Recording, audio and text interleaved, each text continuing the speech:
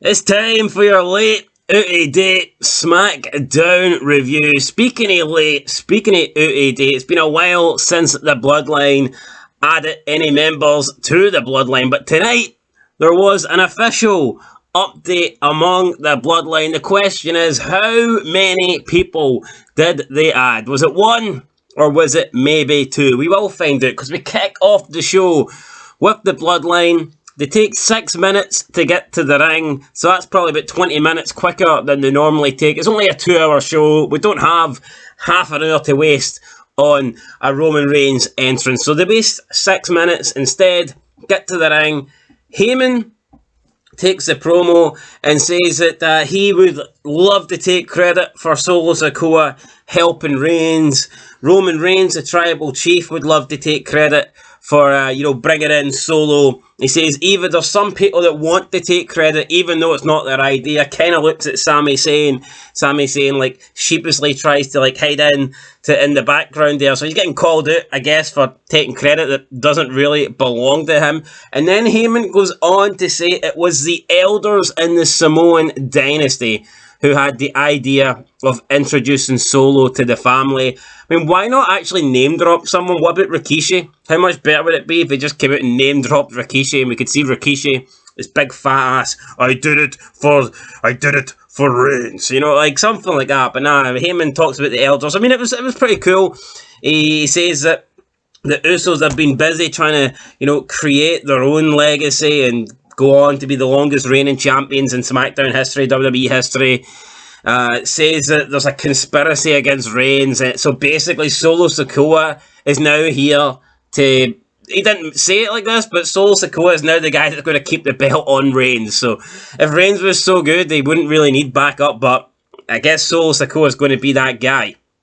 The Usos then take the mic, say that they'll retain the titles tonight because they are the ones, and tonight you're going to hear the same. They say it's going to be the same familiar story, and still WWE Tag Team Champions, the Usos. Roman Reigns takes the mic, he calls it Solo Sikoa, he says, the elders might have sent you here, but you answer to me now. Solo says he acknowledges Roman Reigns as the tribal chief, and that's it. Everyone's happy. He acknowledges Roman Reigns.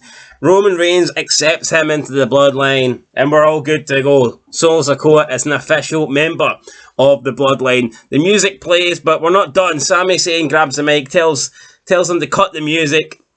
Sami says he knows he isn't technically blood. Well, no shit there. I mean, all these guys are like fucking Samoan, and Sami Zayn's like the whitest ginger kid you'll ever see. But he mentions the fact they're not blood, technically anyway, but he appreciates how they have accepted him as family, and he wants to also publicly acknowledge Roman Reigns. But Roman Reigns doesn't seem to like this. He says, I like you, Sami. I like you a lot. But he asks him why he's talking. He says, why are you saying anything, Sami? Reigns wants to know why Sami Zayn is always tagging along. He wants to know why Sami Zayn is wearing their shirt. Reigns asks Sami, what does he want? Then Reigns says, forget about what Sami wants. Reigns says what he wants is for Sami to take the shirt off. And Sami Zayn's face like just completely drops, man. Hard not to feel sorry for him in this moment. He is like officially here being stripped of the shirt. Roman Reigns like, take that shirt off. And then you got Jey Uso screaming, it's like, take it off. And he, like Sami Zayn's entire world is literally just collapsed here. Then Reigns is like, I won't tell you again, Sami. Take the shirt off. Then he sets Jey on Sami Zayn. Jey rips the shirt off Sami Zayn. Jey is celebrating that Sami Zayn is no longer a member. Well, he never really was a member, but he's like kind of being kicked to the curb here. Jey Uso, we all know him and Sami Zayn don't get along. Jey Uso's loving this. He's like waving the ripped shirt as if it's a new title that he's got. Roman Reigns then tells Sami Zayn that he never wants to see Sami Zayn wear that shirt again. Sami's apologising for what happened last week. He's telling Reigns, don't make any rash decisions. Don't let me leave the Bloodline. Reigns says that he never wants to see him again. He'll never wear a Bloodline shirt again because he got him a new one. Then Reigns hands Sami Zayn this shirt that says, Honourable Us, Sami Zayn, and Jey Uso went from being like on a mega high to like the littlest low. He looks like someone pissed in his cornflakes and shagged his wife right in front of him. Jey Uso is absolutely furious at this decision. Sami Zayn run around the ring doing like a lap of honour. He's got a new shirt that says Honorary Us Sami Zayn, puts it on. Sami Zayn and Roman Reigns then embrace in the middle of the ring, have a big hug. Sami Zayn's like jumping around, he's like, you know, fist pumping with Jimmy Uso, he's fist pumping with Solo Sikoa. Meanwhile, Jey Uso looks like he just wants to kill Sami Zayn, and then Sami Zayn grabs the mic and he acknowledges the tribal chief, and we now have another official member of the Bloodline. So the Bloodline now consists of Roman Reigns, Jimmy Uso, Jey Uso, Solo Sikoa, and the honorary Us Sami Zayn. Great wee opening segment. Really, really enjoyed it. Unfortunately, SmackDown did go downhill for here. But, I mean, this was good, and I know people are calling for the end of the Bloodline. I know people are saying the title run has went on too long. And while I agree with that, I think we need to understand here that what we're seeing with the Bloodline is something that we haven't really seen in wrestling in years. You know, we're actually seeing really entertaining, like, episodic TV, like week to week to week, the continuation of the Bloodline, and it will be a massive decline to the SmackDown product once the Bloodline do split up. I'm hoping they don't. I think you can take the belt off Reigns without having the Bloodline split up, but a lot of people are saying the Bloodline's boring. They want the Bloodline to disband. I certainly don't understand why you would want that at all. I mean, you take the Bloodline off SmackDown and it makes SmackDown a hell of a lot weaker. I like the Bloodline. I have no issue with the Bloodline. My issue is the fact that both world titles are being held hostage. I can almost accept Roman Reigns holding the SmackDown title for 2 years, but when he's also got the Raw title and it leaves Raw without a World Championship, for me, that's a step too far. But overall, I really enjoy the Bloodline stuff, so I'm not going to sit here and trash it. But I don't agree with him having both belts. Right, anyway, move on to the first match of the night. Liv Morgan versus Lacey Evans. Boring match. Pretty much Lacey Evans in control of the whole thing, telling Liv Morgan she isn't extreme. Well, I disagree with Lacey Evans. I think Liv Morgan is extreme. I think she's extremely overrated. Don't understand why people love Liv Morgan, or why everybody just all of a sudden wanted Liv Morgan to get pushed. You could argue she was, like, at one stage the weakest member of the Riot Squad, and that's nothing to be proud of, let's be real. I just don't see it, man. Liv Morgan, champion material, not for me. I don't think she's champion material at all. Apparently, though, her and Ronda Rousey are good friends, so I don't know if that's got any reason to do with it. Who knows? Liv Morgan then beats Lacey Evans. She picks up a kendo stick. She's going to hit her with it. Puts it down. Corey Graves says, I told you, she's not hardcore. Speaking of hardcore, fucking Grave sucks hardcore donkey dick. Can we get McAfee back? Seriously, the SmackDown with McAfee, him and Cole and commentary together was great. Cole and Corey Graves, they just don't have it. Like, and I've never really liked Corey Graves, but when he's replacing McAfee, Jesus Christ, I really don't like him when he's replacing Pat McAfee. But anyway, Morgan then proves everyone wrong, grabs a kendo stick, starts smashing Lacey Evans with it. Then she sets up a table on the outside. The commentary team bring up the Dudleys. Please do not put the Dudleys and Liv Morgan in the same sentence. That is just completely wrong.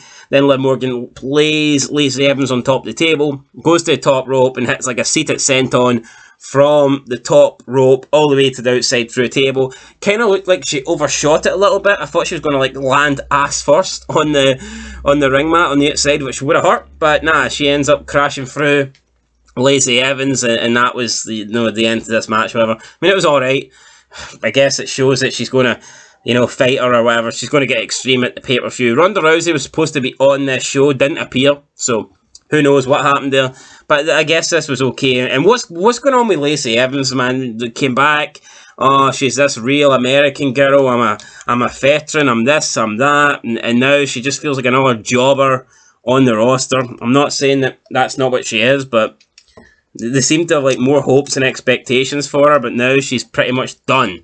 I don't think Lacey Evans has got anything going for her here, but we'll move on. Hit Row are backstage. Apparently they're hosting a party tonight. Who cares? Street Profits turn up. Street Profits accept the invite. Hit Row are questioning, discussing who's going to be the tag team champs after tonight. Street Profits are talking about who's going to win between Otis and Strowman, and then Montez Ford asks, well, what do you think? And the camera pans, and it's Nakamura. Nakamura's back, and Nakamura goes, Strowman! That was that. Like, this was supposed to be funny. I mean, it wasn't really. Just because Nakamura says Strowman, and it sounds weird because he's got a Japanese accent, that's not... It's not great television, you know. It's not. I'm not going to remember this in like 20 years and go, oh, I remember that time Nakamura said Strowman on SmackDown. It's not quite the same, is it? Nah, it's not really going to.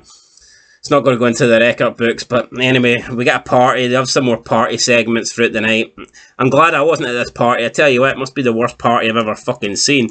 We then get Madcap Moss and Ricochet talking to Sami Zayn backstage. It looked like Ricochet was wearing a Rock t-shirt. That's the closest he will ever get to being the Rock. Well, I guess skin colour. I mean, I guess they're kind of both black, but yeah, nah, I mean, Ricochet wearing a Rock shirt just didn't really sit right with me.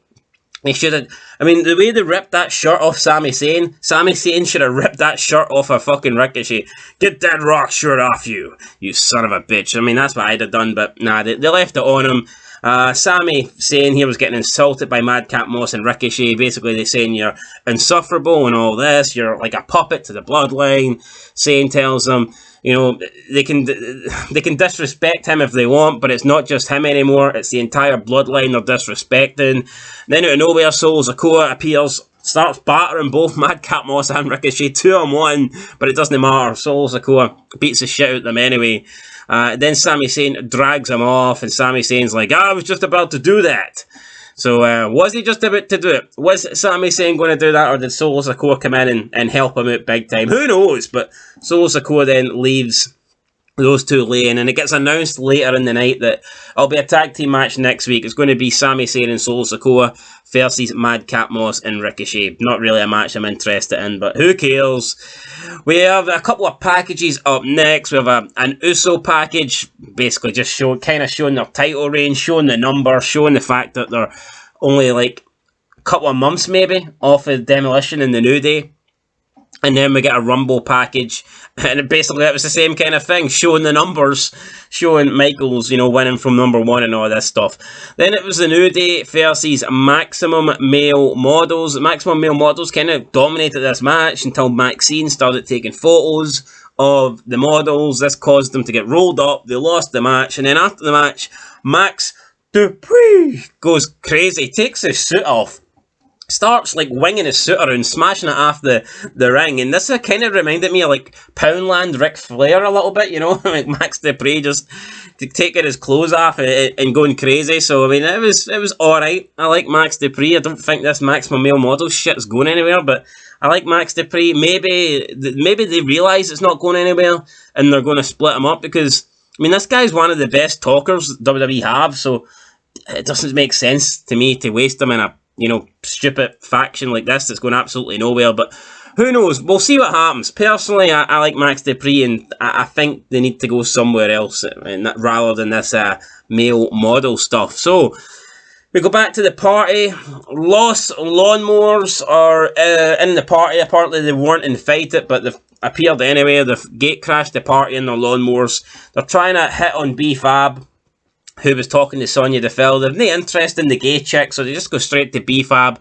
Hit Row then tell them to leave, and they do leave, just like that. And then the party say they're going to watch the next match, which is Otis versus Braun Strowman. So yeah, a little bit anticlimactic there. What else do we have next? We have Drew Gulak standing in the background. Cole says Drew Gulak is a party pooper, and Graves says nothing says a party quite like Drew Gulak here. I know they're ripping the piss out of Drew Gulak. I know the guy fucking sucks, but you don't need to tell us that. I mean, we already know that. Then we get Otis versus Strowman. Match of the night for me. Strowman does his train thing on the outside. Gable throws himself to the floor. This causes Strowman to jump over him. Strowman turns back to look at Gable. This allows Otis to get him from behind. Jumps him. Then Braun, though, a couple minutes later, hits his train again. Otis flies over the announce table. Braun then chucks Chad Gable over the barricade. Braun tries to lift Otis up for a power slam. Can't do it. Otis hits a power slam of his own. Then hits a big splash from the middle rope. Strowman kicks out. Otis then goes for another splash. This time he misses it. Strowman with a big powerbomb on Otis, and he gets the win. So, I mean, Braun didn't hit his running power slam in this match. Is there maybe a reason for that? Is he maybe not capable of hitting it on Otis? Who knows? But I thought when he first done it, I didn't think it was a botch the first time. I thought maybe that's what they were going for, and they were going to do it later in the night. But the fact that he never hit it at all maybe suggests that Braun couldn't get Otis up here for the running power slam. Don't know if that's true or not. Is what it is. Overall, though, I liked it. Big match, two big guys. Before it happened, he had the ring officials, like they were reinforcing the ring and stuff. So, you know, just kind of adds to the story or whatever, or adds to the feeling that, you know, this is a big match with two big dudes that could easily, you know, smash this ring up. So it was decent. Then we had the Brawling Brutes promo. Nothing really happened here. All three of them are just chanting fight night, fight night, fight night. Sheamus then says that they're going to take it to the Usos like he took it to Gunther, and it's like, Sheamus, you fucking lost, mate. if Butch and the other guy take it to the Usos like you took it to Gunther, they'll leave without the titles. That's not exactly what you want. Then he announces in 2 weeks' time it's going to be Sheamus versus Gunther 2. Everyone's overrating that match big time, so they'll get another chance to overrate the second one, I'm sure. And then they say tonight they say something about the Brutes deliver banger after banger after banger, and they keep saying banger, banger, banger. Then Butch walks off, and Sheamus and the other guy are just left there saying banger. Bit lame, didn't really like it, is what it is. Then we get a Drew McIntyre promo, comes out, says he wants a strap match with Cross. He's got a strap with him, so I guess that's the strap that they're going to use. I mean, Drew McIntyre, I get it, right? The moment in Cardiff would have been a cool moment, but I think we have to be honest here. Drew McIntyre is boring as fuck, right? There's nothing going for this guy. What is his gimmick? He's a guy that comes out with a sword. I mean, that is lame. You know, I need to do something with Drew. What is his name? He's just a guy that wants to wrestle. He's a big 6'7" guy that wants to wrestle. He's like an indie midget, only he's not a midget. That's pretty much what Drew McIntyre's doing at the moment. So, not a fan of it. Scarlett comes out, Cross attacks him from behind. Drew gets the upper hand, batters Cross, he attaches the strap to him. Cross can't go anywhere, Cross is screwed.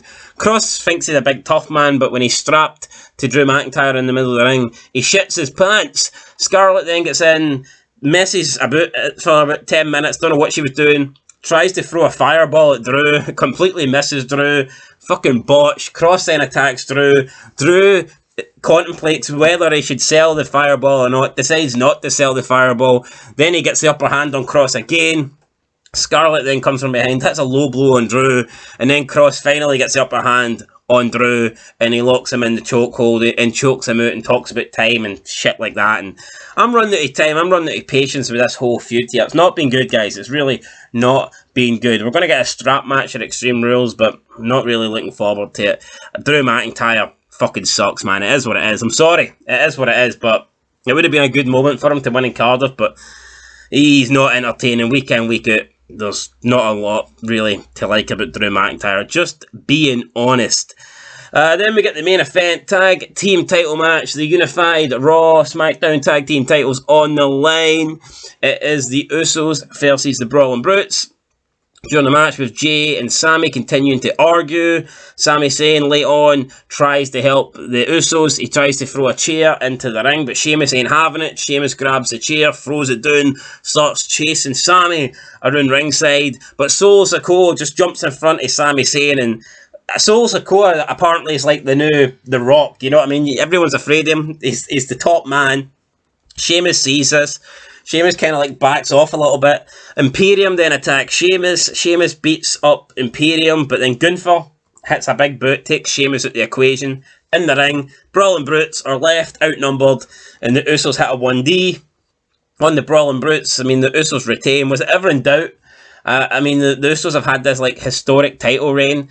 They've beat some of the best teams that WWE have to offer. They beat the New Day, they've beat RK Bro, they've beat the Street Profits. I'm not saying that I necessarily like these teams, but in terms of like main event teams, in terms of top teams, that's probably the WWE's top teams at the moment. So they beat all these teams. They were never going to lose to the Brawling Brutes tonight. I mean, no one really thought the Brawling Brutes were going to win. And not even the Brawling Brutes knew the Brawling Brutes weren't going to win. And then the Usos do win, and then SmackDown ends with the Usos holding their titles up, and you've got Sami Zayn congratulating them, and you've just got Solo Sikoa standing there, you know, as the enforcer, as the guy that is pretty much going to protect everybody in the Bloodline. I mean, and that was it. For me, this match just didn't really feel like a main event. Nothing against Sheamus or whatever, but the other two, Butch and Ridge Holland, just are not main event people to me. Doesn't seem right seeing the main event of SmackDown. Yeah, it just didn't. I mean, it did not seem right. The Usos versus Butch and Ridge Holland in the main event. I mean, you could put 10 titles in the main event, and I still don't think this match would still look out of place for me. So, is what it is, guys. I mean, that was it. I really, really enjoyed the opening. I thought the opening segment was fucking fantastic, actually. I'm not going to lie. I thought the opening segment was absolutely fantastic. I did enjoy Otis versus Strowman, two big guys just going at it. The fact that we knew Strowman was going to win is a little bit annoying. I don't like it when you just know the outcome of a match. You know who's going to win the match. To me, that's something that happens every week in AEW. I think WWE is a little bit different. More often than not in WWE, you don't really... Most of the matches could go either way, but there is sometimes where you just know someone ain't going to lose, and that felt like the case tonight. I knew Otis wasn't going to lose. I knew the Usos weren't going to lose. And when you just know someone ain't going to lose, it kind of does take away from the match a little bit. But, I mean, it is what it is. Really enjoyed the Otis and Strowman's match. And as I said, the opening segment for me was pretty fantastic, man. Not going to lie, I'm not going to mix my words here. It was fantastic. I enjoyed it. Therefore, I will give SmackDown a 5. It's a 5 for me. The reason I'm giving it a 5 is because apart from what I did like, I thought everything else kind of sucked. And like I said, the two main matches were just too predictable. As much as I liked Otis and Strowman and seeing big moves hit on each other, it was just too predictable that Strowman was going to win. So, is what it is, guys. I'm giving it a 5 out of 10. Let us know what you think down below. And yeah, the Bloodline is now 5 members strong. We welcome Solo Sikoa and we welcome Sami Zayn. Up next is Monday Night Raw. 3 hours of the red brand. And that review will be out on Tuesday. We don't have to wait 2 days on that one. From now on, reviews will be coming thick and fast. Who knows? Might just quit my job and start watching these shows live and just review them straight after. What do you think? Would that be better? Would that be a good idea? We'll see. Maybe if they get better, maybe if they bring back Austin and The Rock and shit like that, then maybe I will do that. But for now, you're just going to have to settle for listening to this shit the next day, guys. Anyway, that's it. Till next time. Been Fog Wrestling. I'm Son of Scotland. Peace.